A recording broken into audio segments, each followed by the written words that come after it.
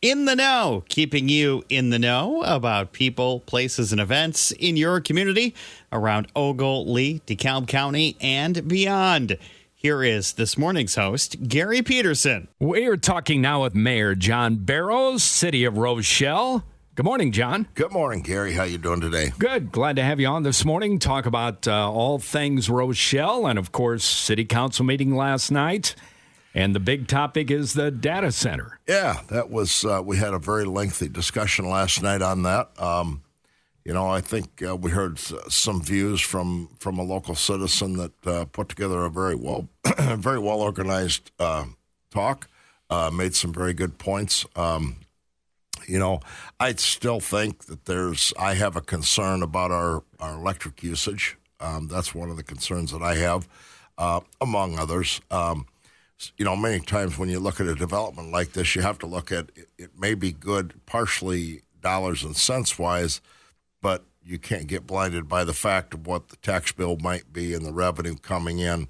You have to look at there's pros and cons to everything. And I think the council we had a lot of really good discussions and a lot of comments on both sides of the issue last night.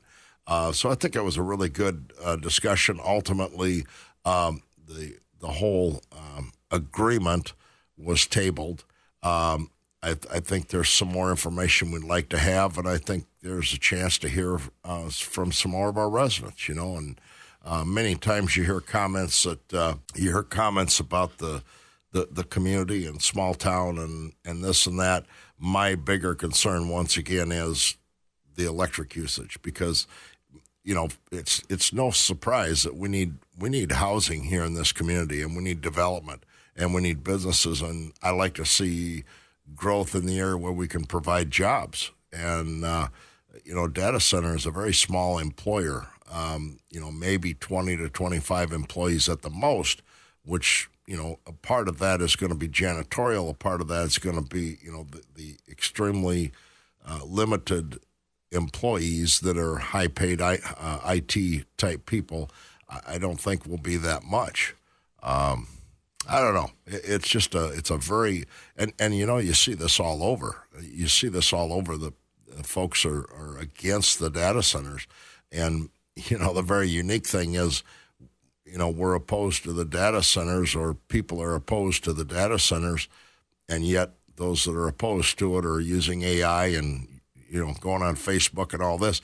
None of that stuff can happen without the data centers. It's more like the old saying that, I just don't want it in my backyard. But I think it's good we take a little break and kind of think about it, research some more details that council members had. Councilmember Hayes brought up a couple good points last night that, I think really kind of got us thinking again on some other things. There's a lot to it. There's more than just one right thing or one wrong thing, isn't there? It's very detailed. It really is, Gary. It's it's a very and the thing we have to remember is when we make this decision, whatever that decision is, this is for a long time commitment.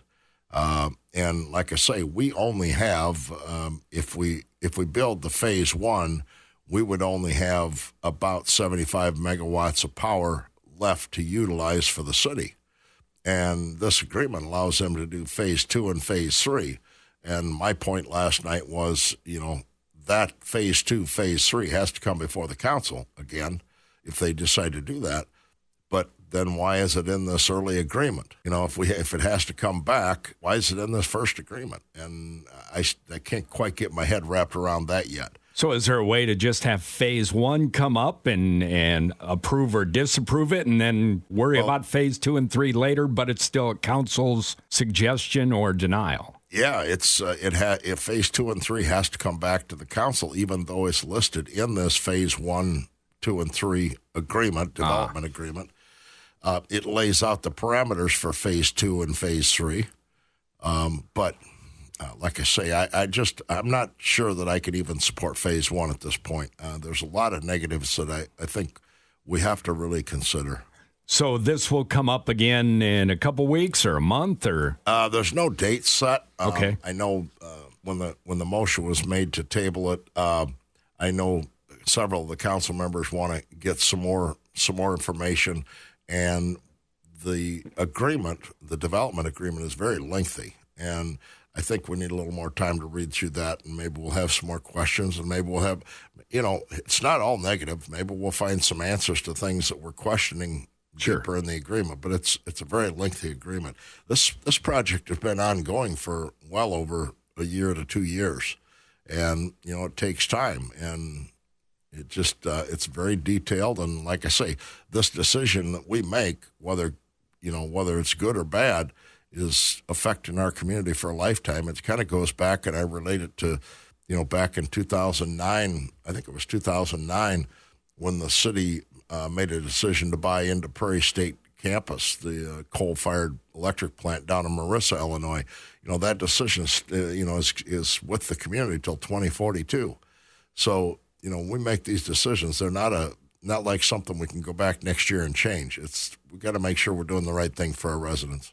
All right. Well, that took up the majority of the meeting. Was there anything else newsworthy that you want to bring up today? Yeah, we had Jillian had approached us about a new insurance policy at the airport, which is a very unique. Airport insurance is very unique. There's not a lot of carriers and stuff. So the council renewed the policy that we have there for a 3-year period.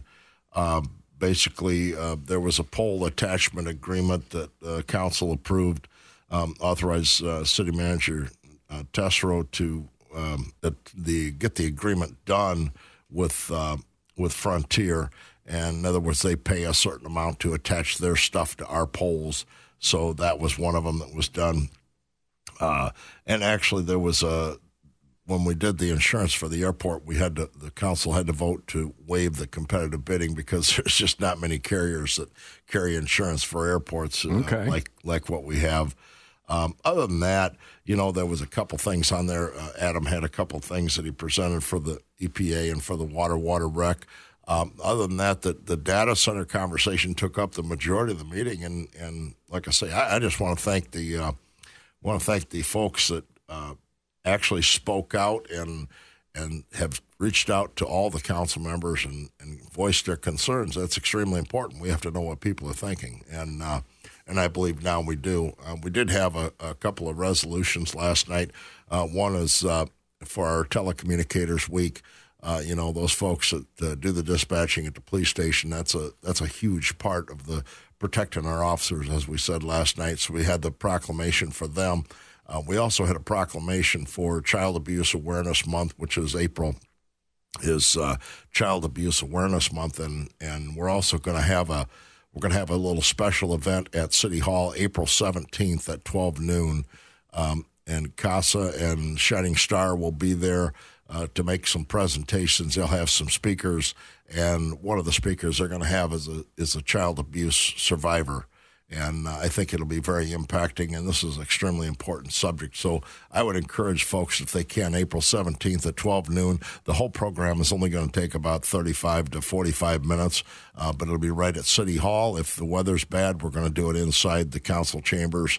But please encourage folks to come out. We've got it advertised on our Facebook page. I know Shining Star and CASA both are advertising it. It just kind of bring awareness to the child abuse. All right. Well, we'll see you next month. All right. I'll be here. All right. John Bearrows, Mayor of Rochelle, my guest this morning on Super Hits 93.5. Talking now about a summertime festival that's coming up in August. It's Lincoln Highway Heritage Festival. And Pete is in here to talk about it. Good morning. Morning. How are you? Good. We just started spring, but I know you've been working for months. Yeah. Ready. Yeah, we started in January with the meetings to find out where we were going to have it and to get the construction, we'll figure out what's going on with the construction downtown and stuff. And there's going to be one more year. We're going to be out at Atwood Park because of the construction constraints and stuff. So, what's the dates? August 14th through the 16th. It worked out well out there last year. I mean, there was a lot of shade trees, and yeah, you're going to see. It's going to be a little different out there because we're going to kind of remap it a little bit because we felt it was a little too far spread out. Okay. Because when you had the car show over at the church, and we're going to try to move the car show a little closer somehow, and Kids Zone, and it was just so far spread apart that we're going to try to make things a little different this year. Gotcha. Well, give us some of the rundown of the events. You mentioned the car show. That's always a big thing Saturday morning. Yep, and Kid Zone will be there Saturday morning in the afternoon. Rosalind's already got all the bands booked already. I was like, we were surprised. It was like, holy cow. She was like, Friday night from 8 to 10, we got members only. Saturday from 12 to 1, we got a band called Runaway Classic. We'll play classic rock, blues, and country. 2 to 4, the Bow Band, which I think everybody in the area is pretty familiar with the Bow Band. 5 to 7, we're still we're getting that determined out. We had the I can't remember what the name of the band was last year, the Mexican band that was there last year. They were absolutely fantastic, but they were already booked, so we can't do it. So Rosie from the city's she's trying to get somebody booked from 5 to 7. And then 8 to 10, we got High Infidelity back again this year. Because they only got to do like 40, 45 minutes last year with the weather. So it was like, we're going to bring them back again this year. Sunday from 11:30 to 12:15, we got Burning Bush to get us going.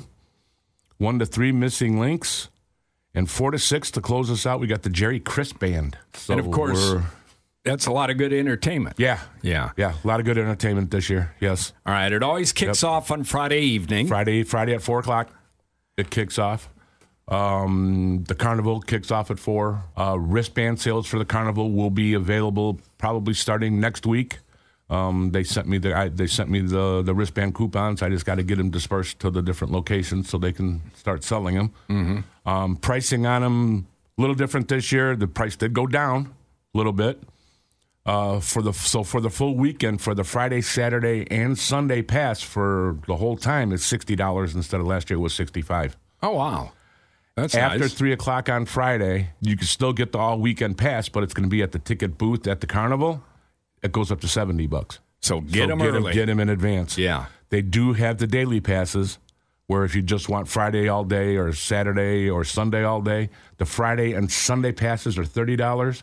The Saturday pass is $40 because, of course, we go from 11 to 10, where Friday and Sunday are shorter days. Well, that's the best deal. So, get a pass of some kind. Yeah. Yeah. And the earlier the better, because the passes are going to be available. Passes are going to be available at ALM, City Hall, the Chamber, Quinn's Jewelry, Colonial Flower Shop, and also RMU. Nice so job. You can get them. You remembered all that? Just been doing this for how many years? It's just a couple. Yeah, just a couple. Speaking of that, 28th annual Lincoln Highway. 28th annual. It's actually 29, but 28th because the year of COVID, we took that year off. Okay. So Little Miss Peanut contest, that back Friday?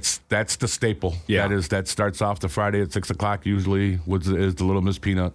That's been with us every year. And, of course, one of the highlights is the big parade on Sunday. There will be no parade this year. No parade. Because of the construction constraints downtown and all that. I mean, because there's going to be a lot of holes and stuff that the city doesn't want people to... So we just enjoy the carnival and the food court more. Well, we do have a surprise. It's Saturday night. Some of that money that we had put aside, that we put aside for the parade... Mm-hmm. What we're doing this year, Saturday night, we're actually going to have a fireworks show.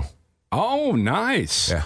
Nice. Yeah, and we're kind of with the fireworks and with the band, we're trying to get the band to sing the last 2 songs they sing. We're trying to get them to sing patriotic songs because we're trying to tie it in with the 250 years of the U.S.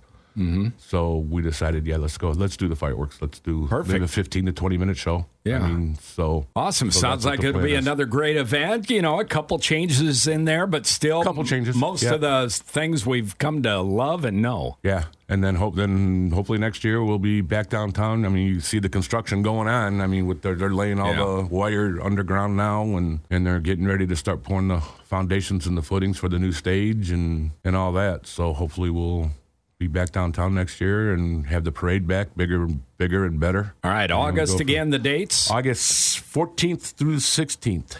And it'll be at Atwood Park in Rochelle. Yep, and then, of course, we're always looking for volunteers. So, if you have any questions about volunteering, you can contact us on our Facebook page, or you can contact us at FHHFRochelle@gmail.com. That was this week's edition of In the Know. In the Know will return next Sunday with more conversations that you need to know.